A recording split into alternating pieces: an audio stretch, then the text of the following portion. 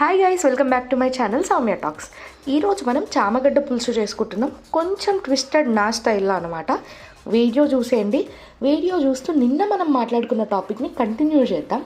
ఎందుకంటే నిన్న నాకు చాలామంది మెసేజ్ చేసిర్రు, అమ్మో నీతో కూడా ఇట్లా జరిగిందా, మా దగ్గర కూడా జరిగింది, నన్ను కూడా నా బెస్ట్ ఫ్రెండ్ చీట్ చేసిండ్రు, ఇట్లా పలానా వాళ్ళు చీట్ చేసిర్రు పలానా. అమ్మ అనుకున్నా, okay I'm not the only one అని చెప్పి.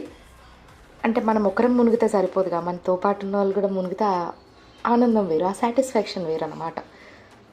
ఇట్లా చెప్తున్నా అని మళ్ళీ నన్నేం నెగిటివ్గా ఆలోచించకండి.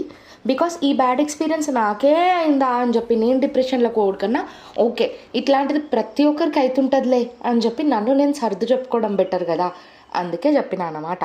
సో టాక్సిక్ పీపుల్తో మీరు జాగ్రత్తగా ఉండమని చెప్పిన కదా. ఇప్పుడు ఇంకొక రకం చెప్తా, ఏమంటే ఓవర్ స్వీట్ పీపుల్ అన్నమాట. అంటే they are the sweetest ones in the gang, కానీ they are the cunning one అని నా ఫీలింగ్. ప్రతి ఒక్కరితో అంత స్వీట్గా ఎట్లుంటారబ్బా, నేనైతే అట్లా ఉండలేను. నాకు కోపం వస్తే మొహం మీద కనిపిస్తుంది. కోపం దాచుకోనికి టిప్స్ చెప్పరా?